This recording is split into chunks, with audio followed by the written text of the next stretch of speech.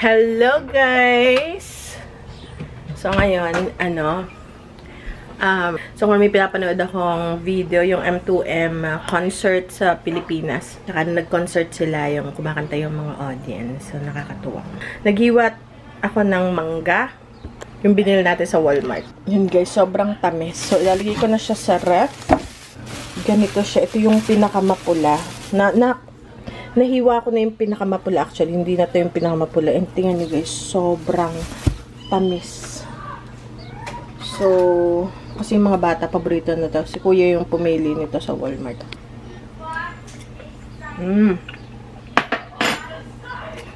Halos kalasa na siya ng kinalabaw. So, hiwain pa natin to. Yung dalawang pinakamapupula talaga. Kulay niya, as in pula na siya talaga. Yun yung inuna kong hiwain. So, ngayon, pili pa tayo ng isa kasi yun na yung kakasya dito sa bowl natin. And, tingnan pa, hugasan ko lang kasi may katito ng konti.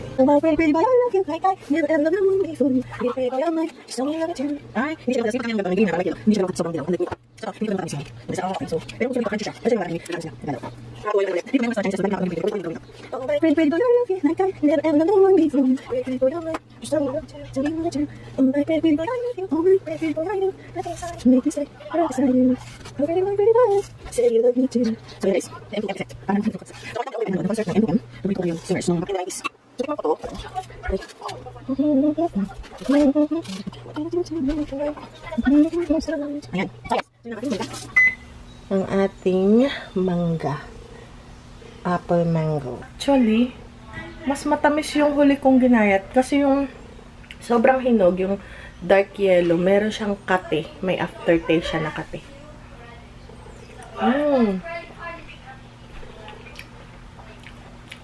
Parang masarap. Magkaiba yung sarap nila. Umulan magdamag, pero tumila na ngayon. Tapos ito na yung ating itatanim sana. Kung tumila pa siya ngayon, magtatanim na ako ng okra. I think ready na tong okra na to. At least meron tayong dalawang okra. Siguro maghahagis pa ako dun ng buto ng okra. Ayan guys, so ito. At least meron na siyang 5 dahon. Ayan. Ito yung iki-isang malunggay. So, ingatan ko to kasi the rest, I don't think makakasurvive sila. Ito yung marigold na inangkat ko nung kahapon yata yun. Inangkat ko siya. Ayan. Kasi nga, nayak-yak yung isa kong marigold. So, akin siyang cultivate para maging healthy at lumaki siya na maganda. Yung peppers, hindi ko alam kung makakasurvive siya. Ating pag summer na kasi maraming mga bugs. Pero tingnan nyo to. Ito yung nakuha namin sa sa treasure hunt. So, ito tingnan nyo. Yung mga nick-nick dyan kumakapit. Pero, yung langaw, hindi siya kumakapit. Hindi ganun. Hindi siya, kasi malaki ang langaw. So, nakakalipad siya. Pero sa nick-nick, okay siya. Dito ko lang siya nilalagay. And, effective naman siya. Miss ko talaga ang ampalaya. So, meron pa ditong ampalaya yan. Nagpatubo pa ako. Mabilis ang ampalaya tumubo kasi malaki siya. Malaki yung buto niya. So, mabilis siya. Pero leggy kasi hindi nga naaarawan. So, kailangan ko na siyang itanim. Okay. So, yan.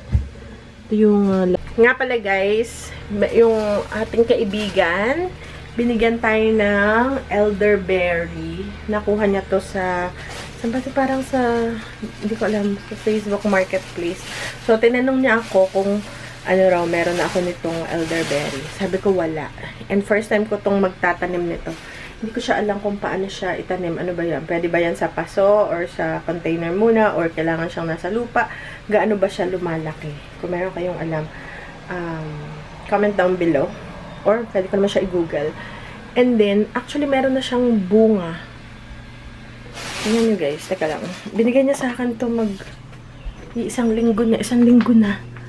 Oh my. Dapat daw maitanim na to. Kaya lang nga, umuulan kanina. Ito guys. Yan. Elderberry. Ayan, meron na siyang bulaklak actually. So, yan na yung, para siyang bulaklak ng grapes, no? So, yung elderberry, familiar ako dyan. Kasi, gumagamit kami noon, especially pag winter, pag may mga flu, sa ubo, maganda siyang iniinom, pampalakas ng resistensya, pang-boost ng immune system. Parang kung gaano siya kalaki. So, kailangan kong itong maitanim. Kaya lang nga, nag-uulan, so hindi ko pa alam. Hindi ko rin sure kung saan ko siya ilalagay. Kung pwede ba siya sa container or something. Or hindi ko pa na-research kung gaano ba siya lumalaki. Ano ba siya, puno or bush lamang. So, yan. So, yan yung bigay ng ating kaibigan. Napakabait nung kaibigan natin. Lagi niya kaming iniisip. Ayan. So, itatanim ko na rin siya. Okay? Tapos ngayon, nung last time na magpunta tayo sa reptile exhibit, umili ako nitong quail egg. Hopefully, okay pa siya kasi mahigit 1 buwan na yun. Pero nasa ref naman siya. So, gagawa tayo ng kwek-kwek. Ayan. Painit na tayo ng tubig. And then, gagawa rin ako ng butter. Okay. Okay, buksan natin. Alright. So, quail egg siya. Alright. So, quick na, pugo. Pugo. Hindi sigurado si kuya kung ito-try niya to. So, malamang ako lang ang makain ito. Ayan. So, lagay na natin. Pero yung asawa ko, ano yun? Susubok yun. Parang feeling ko susubok siya. So, magagawa tayo ng butter. Yung para sa ano.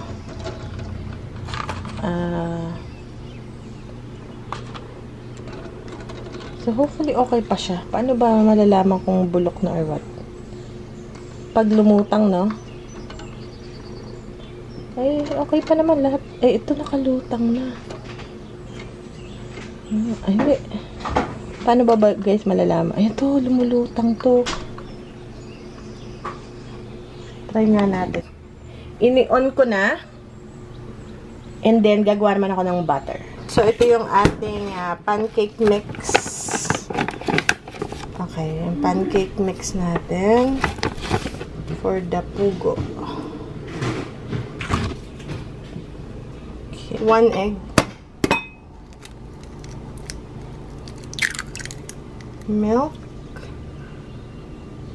1 cup. Inipisa na lang natin yung... Tapos, lagyan din natin siya ng asukal, asin para malasa.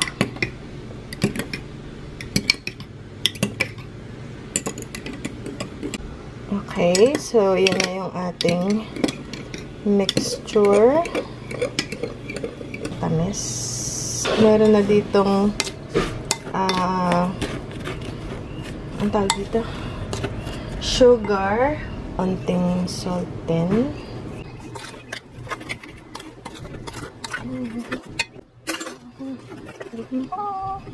Kung gusto nyo makapal, so makapalan yung ano, yung bata. Gusto nyo loose, so dagdagan ng tubig.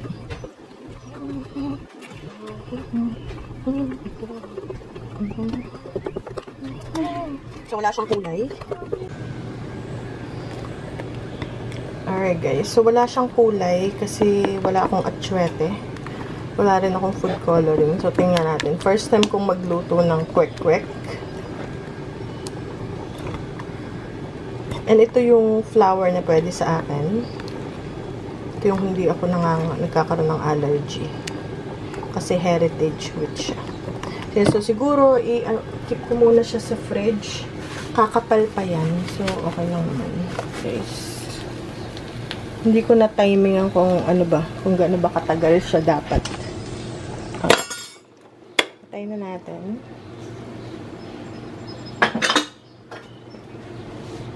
Pero takpan natin.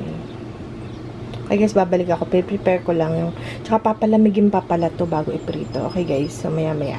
Okay, so atin siyang babalatan. So una muna, alugin muna natin para mabilis matanggal yung...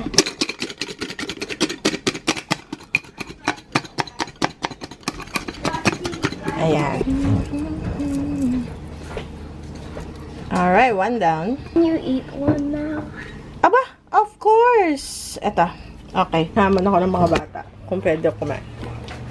But I don't want to eat it all because I want it with butter. It's like boiled egg, just the same as boiled egg. Can you bite into it? Oh. Look!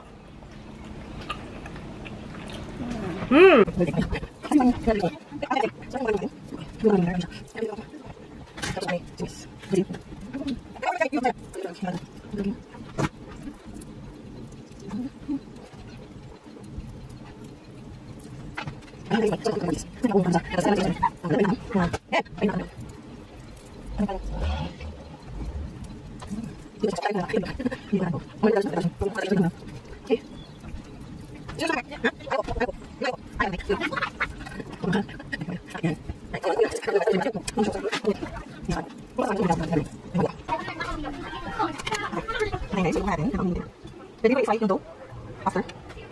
So, hopefully, magiging siya. Ganda. Successful na. Ayan. So, yan na. Ganyan. Cook natin. Anong kulay? Ayan. So, ganyan siya. Ay, parang di siya, no? Ay, dapat tayo naman sa konsep siya. I'll get yung batter. Ano yun? Pagkita tayo. Wala ba sa sarap? Dapat na yan pa, no? Ay, parang dito yung batcher. So, hopefully, yan. Ay, masyadong ano siya. Pantay ako. Whoa.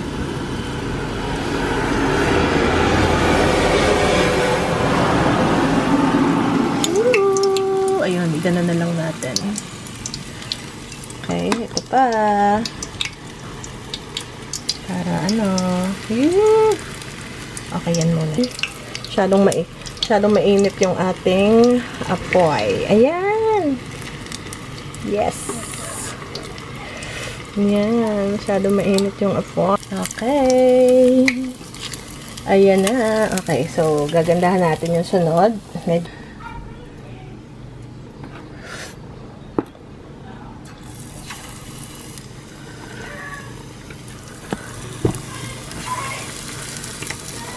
Kukulot ng mga bata.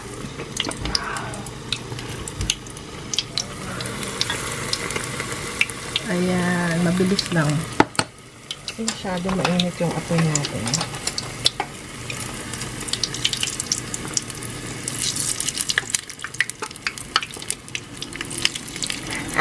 Nagyan takoyaki na siya, guys.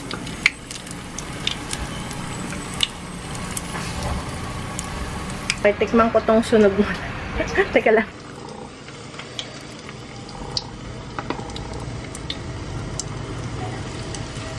Tatlo-tatlo muna. Dahil nasusunog. Ayan. Okay. Quack-quack gone wrong. Ay. Okay. Ito, guys.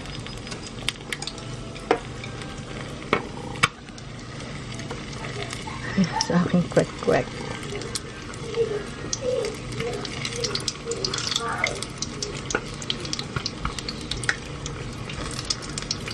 Guys, kahit na ganito itsura niya, masarap siya.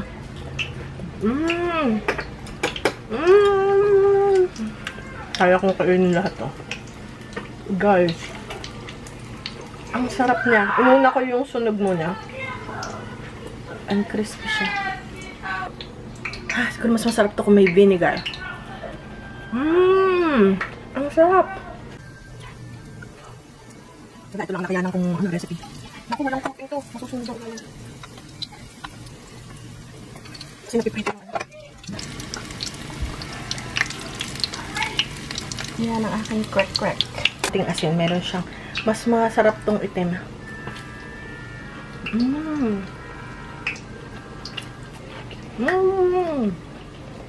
Ang sarap, guys. My kwat-kwat. Ito ko lang sa butter. Okay, guys. So, ano, bebe? Wanna try? Try ko yung ano, yung light colored. Much better. Bebe. No. Try. Yeah, hash puppy. Yeah, it tastes like hash puppies.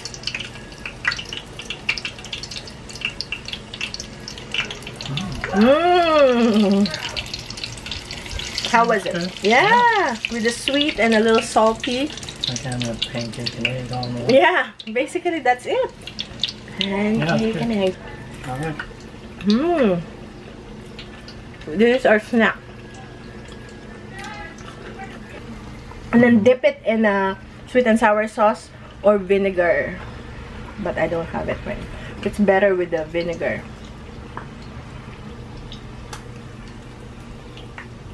This burnt one is the light colored one is better. Yeah.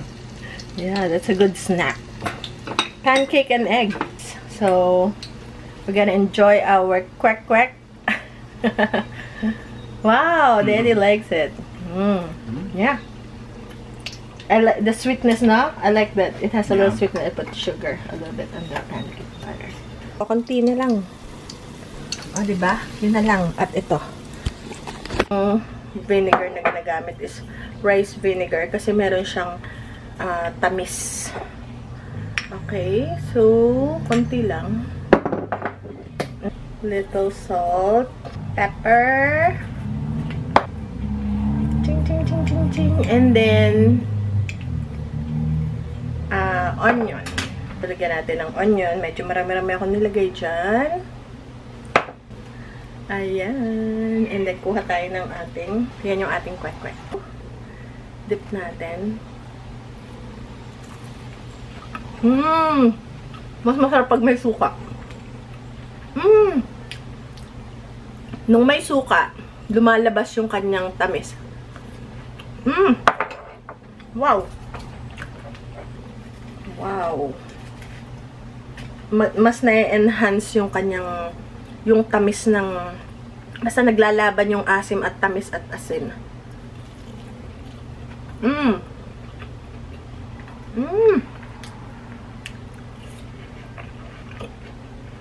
Ang sarap.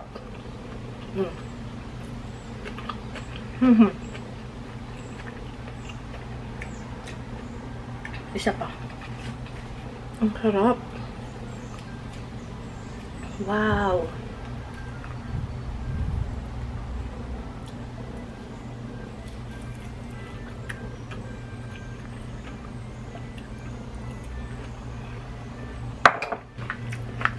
Ang sarap.